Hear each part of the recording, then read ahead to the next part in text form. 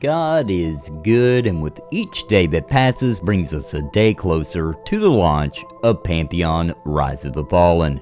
This is the Nathan NAPALM channel, and if you are new here, please consider subscribing, especially if you're interested in Pantheon related content on our march to launch.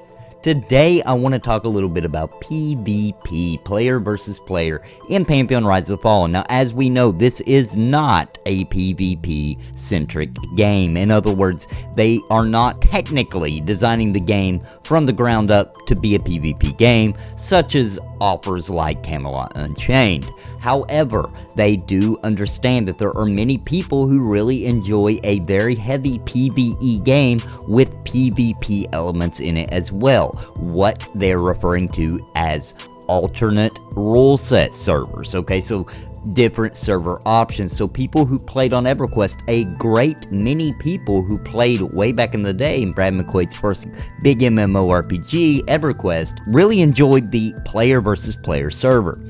And so if you're already familiar with how that worked, then you kind of already know the basics. However, it looks like they're taking it a step forward. So I'm pulling this information from the newest newsletter, at least at the time of this recording in February 2019, when Brad was asked the question, what is your vision for player versus player servers in Pantheon? His answer is, alternate ruleset servers, as we like to call them, include PvP servers, role-playing servers, possibly even veteran servers, and a variety of other variations on the theme. We will launch with at least one PvP server, and the ruleset will likely be free for all. But our plan hardly stops there. As the game grows in popularity, we want to offer a variety of these alternate ruleset servers, and that would include different types of PvP servers. Race wars, the ability to take and hold territory, and many other ideas are all in the grand vision. We just need to reach that point, and that's done by launching with a solid foundation, in this case a strong PvE foundation upon which we can build variations of PvP, roleplay, etc. So this is a very interesting, there's actually a lot of information you can pull out of his answer here. And you know, Brad McQuaid's a very smart man. He words things very carefully to make sure that he's giving you a little bit of information but not overkilling it or over-promising. So let's look at what he talked about as far as PvP is concerned. And I understand that the majority of people probably aren't even interested in PvP with Pantheon Rise of the Fallen. I totally get it. However, there are many people who are, and I want them to know what's coming for them, what kind of things they can expect. So he did say that probably at launch we would see a free-for-all server. In other words, you can kill anybody. Now, what the rule set for that will be is definitely up for grabs and definitely going to impact how that server actually plays. So if we're talking about keeping the old school corpse run type system in place in a PvP environment, what you'd be looking at is full loot, right? Like you kill somebody and you know you can loot their body and take what they have. Now some people like that, lots of people don't like that. We don't know if they're gonna do that or not. That once again, I think that's it's kind of a cool thing. You know, that's how Ultima Online at least used to work. So you know, I definitely see the value in that, and I have a future video coming up soon where I got with Death from Battle Axe, and we kind of talked about that a little bit. But anyway, the really interesting part about this though was where they're talking about the race war server, which would mean, like, in my opinion, it would be more of a good races versus evil races, which I think is very interesting, and that's what I think of when if you were to say, yeah, there's going to be a PvP server in Pantheon Rise of the Fallen, I would immediately think, oh, I bet you it's the good races versus the evil races, or however you want to word it, but you know what I mean. So, you know, that would be fun, that would be cool, and I think that would be fun for people who normally don't PvP.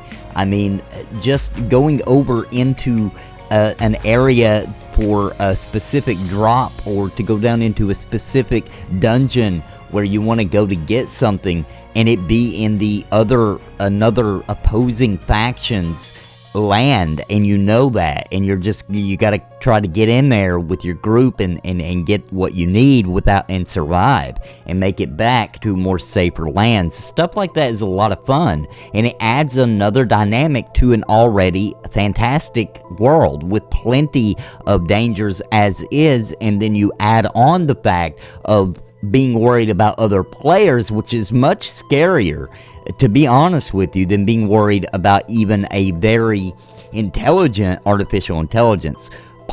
Going against players is always kind of the ultimate thing. So I think that's great. Looking around, scared, watching your back, freaked out every time you see someone coming, that kind of thing. The other thing that is technically even more fascinating is where he talked about the ability to take and hold territory. Okay, that is huge. We're talking about like PvP focused kind of gameplay here, not just tacking it on and that kind of thing. So when I hear that, of course, there's so many things that could mean. Okay, it could mean very specific areas, or it could mean the entire world, and by territory meaning like a zone, right? Think back, for many of my viewers who played Final Fantasy XI, think back of how they didn't initially have a true sense to the word PvP, but they did have the system where you picked which of the 3 starting cities you want to start at, and they kind of competed for dominance in the many different zones by killing creatures, right? And whoever had the most points towards killing those creatures got better rewards, better drop rates and stuff like that for various different things. So think of that, but think of it in a PvP type environment, to where it's not about killing the mobs so much as is taking over key points on that zone's map. In other words, there's a couple of towers around the map, and if you can control those towers, in other words, you defeat the, whatever, the captain of that tower, what have you, then you control that tower. And if you control them all, or the majority of them, I should say, so if there's 4 of them, then you control 3 of them, then that zone is yours. And your faction, your race, or side of races, then gets additional bonuses for that zone for holding it. And then you have a little bit of a reason to go out in PvP, to defend towers, to go on the offense and try to take towers and things like that. And that is awesome. If they pull that off, I guarantee I'll make a character on it. Now, will I main on that server? Well, that remains to be seen on how awesome it adds to the already fantastic game of Pantheon Rise of the Fallen. However, I will definitely, if they have that in the game, I would definitely be there trying it out and having a blast, because that sounds so much fun. Also, of course, in my opinion, you need at least one PvP. I would, if I only want to do one, because you don't want to break up the community very much. That's the other thing. It's a balancing act. But, if I was going to do a PvP server and I wanted to do a PvP role-playing server, then I think the good versus evil would probably be where I would throw that RP at, because it would be easier to roleplay why you don't like the other faction. They're opposing leaders, they're opposing ideas into how we're going to deal and tackle with the problems of Terminus, etc.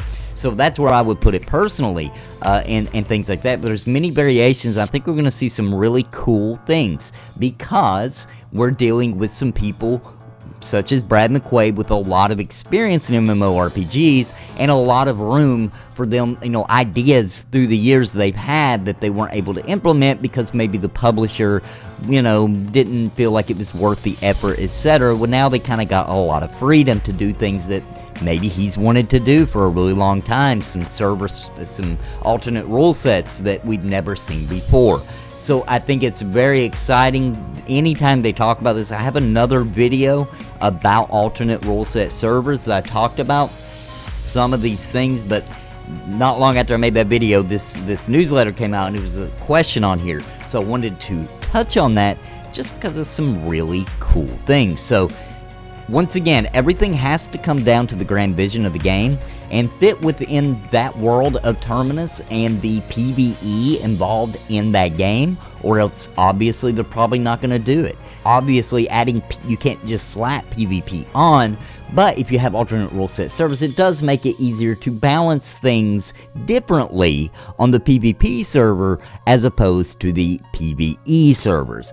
And, you know, the fact that they're talking this kind of way makes my mind go crazy, because I start thinking of things like, well, what if they added specific things to the role-playing server? What if they added role-playing items, you know, things that are completely worthless to the actual gameplay, or the, well, that's not true, to the actual mechanics of the gameplay. However, they're great for role-playing. Flowers that you can give to people and they can display, or you know, pendants they can put on their armor, things that people can use to role-play with and you know, get more immersed in the game. And that has me excited as well that they're looking at the servers this kind of way. Well guys, I've rambled on long enough. I hope you enjoyed the video today, and if you're not already subscribed, please consider doing so, and share this video with others, because there's lots of people that probably don't even realize that PvP will have options on Pantheon Rise of the Fallen, and who definitely probably don't realize how in-depth they're actually thinking of these alternate rule set servers in this manner. I hope you enjoyed today, and don't forget guys, you can now join the Nathan NAPALM channel. If you're on mobile, check the description, there's a link there. Otherwise, if you scroll down right where you've already clicked the subscribe button, there'll be a new button there called join. You get special perks for doing that, including some perks for being a member for longer. So at your 6-month mark, I will draw you as your class, whatever class you want me to draw you as. And that's just one of the many perks you receive, on top of a new Q&A coming that will be starting next month in April, doing our first one, which is just questions and answers from the community. And you are guaranteed to get your questions on there every month, and many other things. Guys, thanks for joining me today. Until next time, God bless and happy gaming.